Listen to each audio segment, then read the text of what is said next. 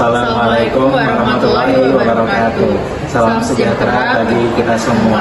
Perkenalkan dengan saya Arsya Geopara dengan NIM 13123000271. Saya Sabrina Dian dengan NIM 131213268. Baik teman-teman semua, pada sesi pertama kali ini saya selaku pembicara pertama dengan rekan saya akan membahas tentang sejarah dan latar belakang dari sesi bebek lumpuh. Istilah bebek lumpuh atau lame duck yang biasa dikenal dalam dunia politik merujuk pada pejabat terpilih yang masa jabatannya akan segera berakhir dan penerusnya telah ditentukan. Istilah ini berasal dari ungkapan bahasa Inggris yaitu lame duck, yang dimana menggambarkan bahwasanya bebek yang kakinya lumpuh dan tidak bisa berjalan dengan normal.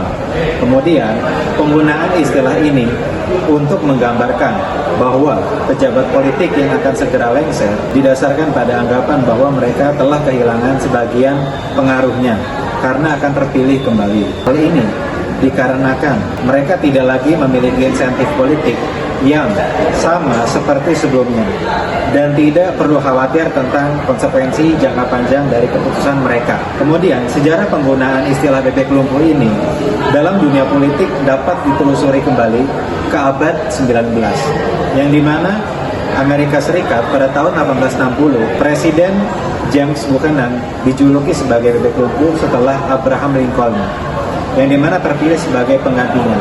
Kemudian setelah itu, sejak saat itulah istilah ini yang dikatakan tadi di awal bahwasanya bebek lumpuh ini telah digunakan untuk menggambarkan bahwasanya pejabat yang terpilih yang akan segera lengser di berbagai negara di dunia.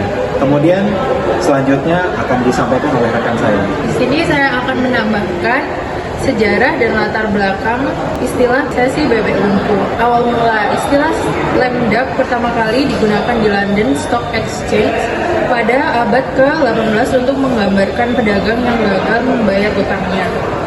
Konsep ini kemudian diadopsi dalam dunia politik untuk menggambarkan pejabat yang mendekati akhir masa jabatan mereka dan kekuasaannya mulai menurun karena akan digantikan oleh pejabat yang baru terpilih. Kedua, Konstitusi Amerika Serikat dan Amandemen ke-20.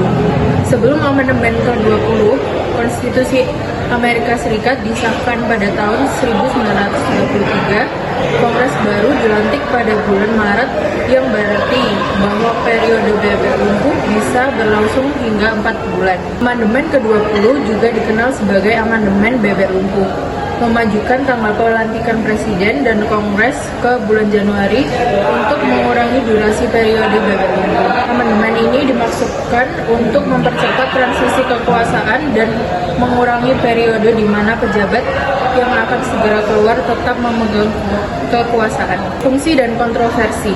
Sesi bebek lumpuh seringkali menjadi waktu di mana tindakan legislatif yang kontroversial atau sulit dapat diambil karena anggota Kongres yang tidak terpilih kembali tidak perlu khawatir tentang dampak politik langsung dari tindakan mereka. Contoh tindakan yang diambil selama sesi bebek lumpuh termasuk pengesahan undang-undang penting, penunjukan pejabat pemerintah, atau bahkan proses pemakzulan. Contoh kasus, pada tahun 2010, Kongres Amerika Serikat menggunakan sesi bebek lumpuh untuk mengesahkan beberapa undang-undang penting, termasuk perpanjangan keringanan pajak dan penghapusan kebijakan Don't Ask, Don't Tell dalam militer. Pada tahun 2020, setelah pemilihan presiden, sesi bebek lumpuh menyaksikan perdebatan tentang pertanggapan terhadap pandemi COVID-19 dan perpanjangan bantuan ekonomi. Implikasi. Sesi bebek lumpuh dapat memiliki implikasi yang signifikan karena tindakan yang diambil selama periode ini bisa mencerminkan prioritas politik yang tidak lagi didukung oleh mayoritas pemilih. Namun, ini juga memberi kesempatan bagi tindakan yang mungkin diperlukan tetapi tidak populer untuk diambil tanpa tekanan politik langsung. Baik, saya akan melanjutkan pemaparan dari teman saya. Sebelumnya, perkenalkan, nama saya Nindya Pratiwi dengan NIM 13123000245. Saya Aisyah Mialfianti dengan NIM 13123000237. Oke, di sini saya akan membahas hubungan sesi bebek lumpuh dengan Prabowo menjadi presiden.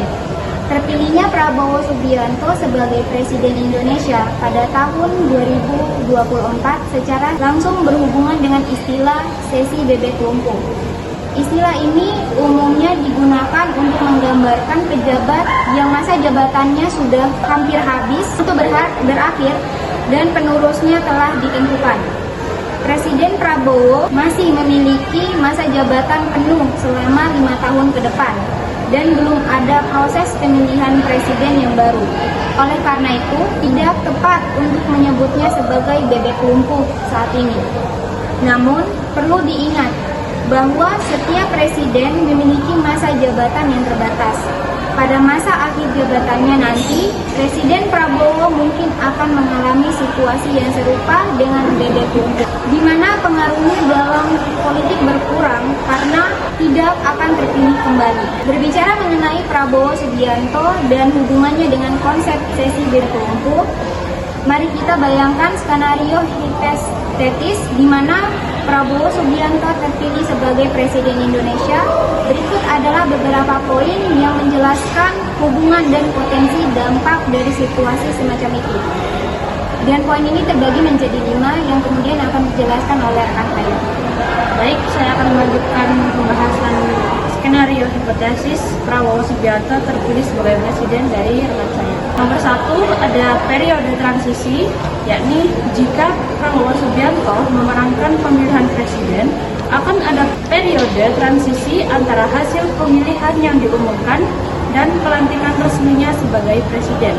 Selama periode ini, presiden yang menjabat, misalnya saat ini Joko Widodo, jika skenario terjadi selama masa jabatan beliau, akan tetap berkuasa hingga Prabowo dilantik. Nomor 2, kebijakan selama periode bebek lumpuh.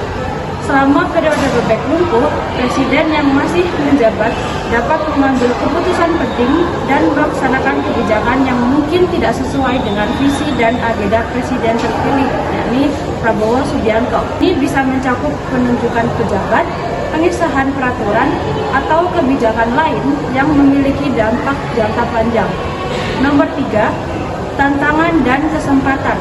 Periode ini bisa menjadi tantangan bagi presiden terpilih karena kebijakan atau tindakan yang diambil oleh presiden yang akan segera keluar mungkin sulit untuk dibatalkan atau diubah sebagai pelantikan. Namun, ini juga memberikan kesempatan bagi presiden yang akan segera keluar untuk menyelesaikan atau melaksanakan program-program yang dianggap penting sebelum masa jabatannya berakhir. Nomor 4, koordinasi transisi. Transisi yang efektif memerlukan koordinasi antara administrasi yang keluar dan yang masuk.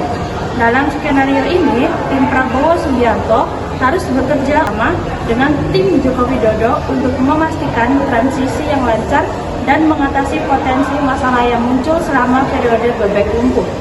Nomor 5, implikasi untuk kebijakan nasional. Kebijakan yang diambil selama periode bebek lumpuh dapat memiliki implikasi jangka panjang bagi kebijakan nasional dan kestabilan politik. Presiden yang keluar mungkin mencoba untuk mengamankan warisannya atau mengimplementasikan keputusan yang mendukung agenda politiknya. Sementara presiden terpilih harus bersiap untuk menangani warisan kebijakan tersebut.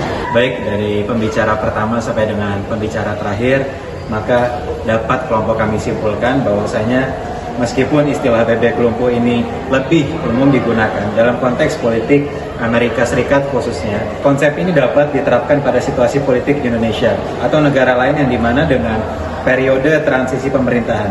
Jika Prabowo Subianto terpilih sebagai Presiden Indonesia, maka periode antara hasil pemilihan dan pelantikannya ini akan menjadi momen paling penting di mana kebijakan dan tindakan Presiden ini akan segera keluar dapat mempengaruhi pemerintahan baru dan agenda Presiden yang terpilih. Demikian pembahasan mengenai istilah bebek lumpuh dalam dunia politik.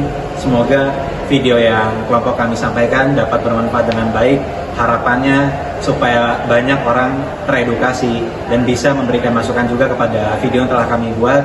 Kurang lebihnya kami mohon maaf. Sekian dari kelompok kami. Saya sudahi. Assalamualaikum warahmatullahi wabarakatuh.